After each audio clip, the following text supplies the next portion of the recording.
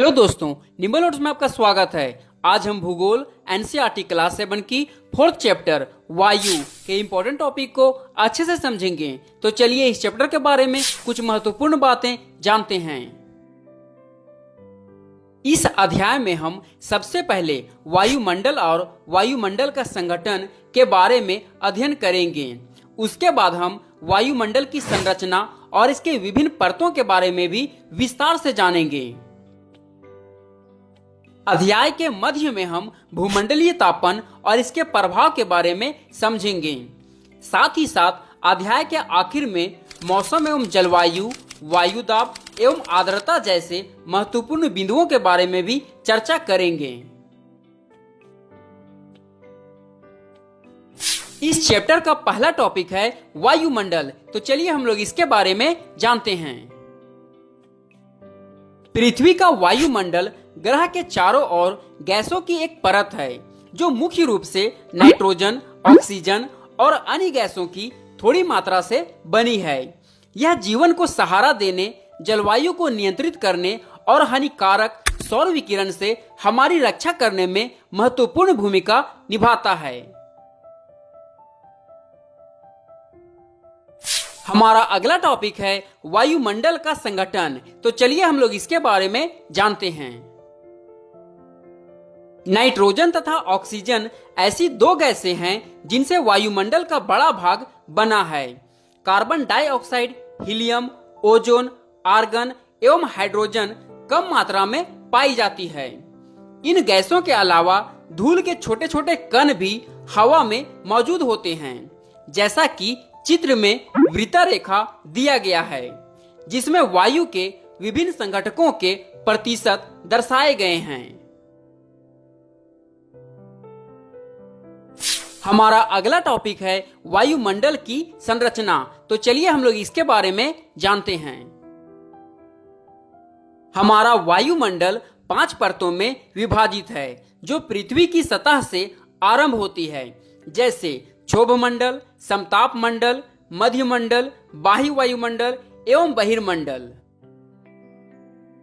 क्षोभ मंडल, यह परत वायुमंडल की सबसे महत्वपूर्ण परत है। इसकी औसत ऊंचाई 13 किलोमीटर है। हम इसी मंडल में मौजूद वायु में सांस लेते हैं।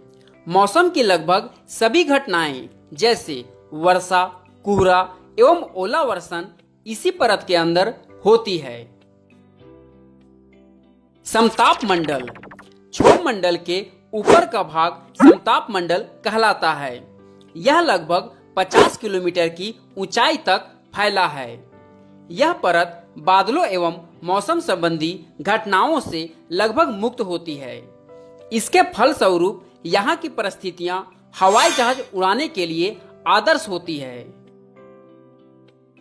समताप मंडल की एक महत्वपूर्ण विशेषता यह है कि इसमें ओजोन गैस की परत होती है। यह परत सूर्य से आने वाली हानिकारक गैसों से हमारी रक्षा करती है। मध्य मंडल, यह वायुमंडल की तीसरी परत है।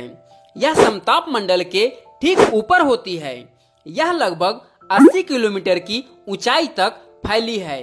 अंतरिक्ष से प्रवेश करने वाले उल्कापिंड इस परत में आने पर जल जाते हैं। बाह्य वायुमंडल, बाह्य वायुमंडल में बढ़ती ऊंचाई के साथ तापमान अत्यधिक तीव्रता से बढ़ता है। आयन मंडल इस परत का एक भाग है। यह 80 से 400 किलोमीटर तक फैला है। रेडियो संचार के लिए इस परत का उपयोग होता है। वास्तव में पृथ्वी से प्रसारित रेडियो तरंगे इस परत द्वारा पुनः पृथ्वी पर परावर्तित कर दी जाती है। बहिर्मंडल, वायुमंडल की सबसे ऊपरी परत को बहिर्मंडल के नाम से जाना जाता है। यह वायु की पतली परत होती है।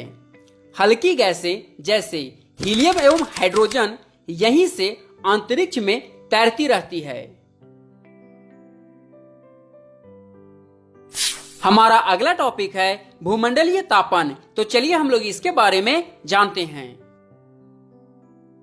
ग्लोबल वार्मिंग यानी भूमंडलीय तापन मुख्य रूप से पृथ्वी के वायुमंडल में ग्रीन हाउस गैसों के निकलने के कारण होती है।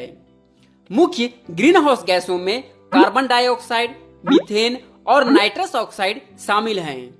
ऊर्जा के लिए जीवाश्म ईंधन जलाना, वनों की कटाई और औद्योगिक प्रक्रियाएं जैसी मानवीय गतिविधियां इन उत्सर्जन के प्राथमिक स्रोत हैं।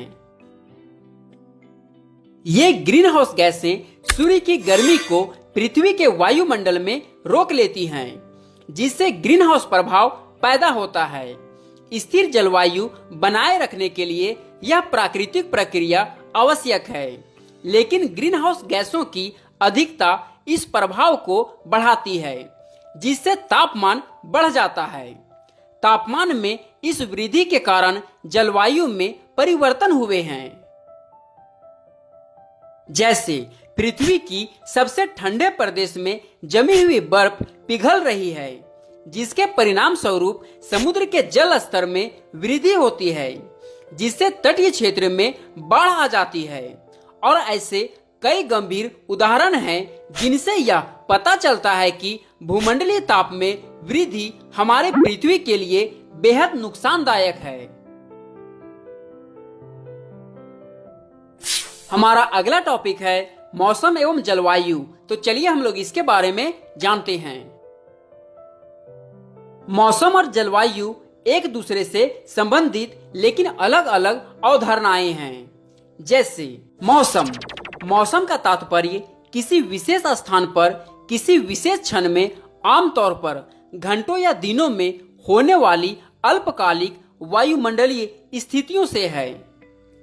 इसमें तापमान, आर्द्रता, वर्षा, हवा की गति और दिशा तथा वायुमंडलीय दबाव जैसे तत्व शामिल हैं। मौसम की स्थिति तेजी से बदल सकती है और दिन प्रतिदिन या यहाँ तक कि घंटे दर घंटे भिन्न हो सकती है। जलवायु किसी विशिष्ट क्षेत्र में एक विस्तारित अवधि, आमतौर पर 30 वर्ष या उससे अधिक में मौसम के पैटर्न का दीर्घकालिक औसत है। इसमें तापमान और वर्षा जैसी सामान्य वायुमंडलीय स्थितियां शामिल होती है, जो किसी विशेष क्षेत्र की विशेषता होती है। जलवायु अपेक्षाकृत स्थिर है और हमें किसी स्थान के विशिष्ट मौसम पैटर्न को समझने में मदद करती है। हमारा अगला टॉपिक है वायु दाब। तो चलिए हम लोग इसके बारे में जानते हैं। वायु दाब, जिसे वायुमंडलीय दबाव के रूप में भी जाना जाता है, पृथ्वी की सतह पर एक विशिष्ट बिंदु के ऊपर हवा के भार द्वारा प्रति इकाई क्षेत्र पर लगाया गया बल है।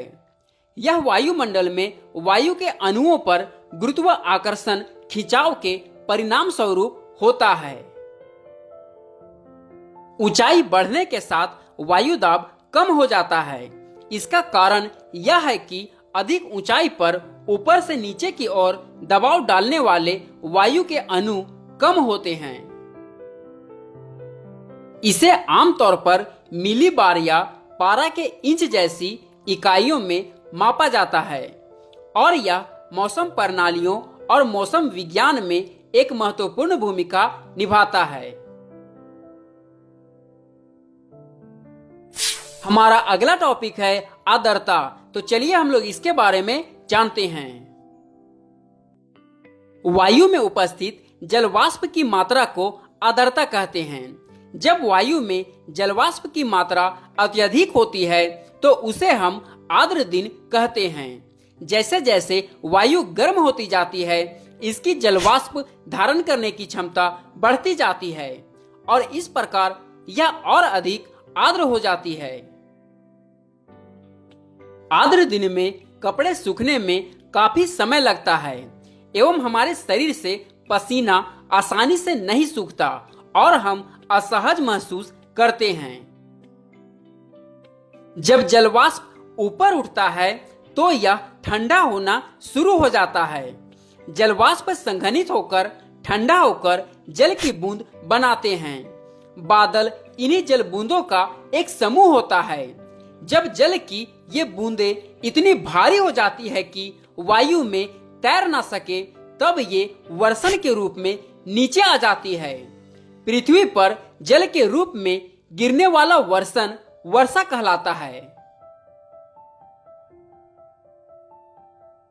ओके दोस्तों, इस चैप्टर के इंपॉर्टेंट टॉपिक को आप एक बार फिर से देख लें ताकि आपको पता चले कि आपने इस चैप्टर में कौन कौन से टॉपिक को समझा है।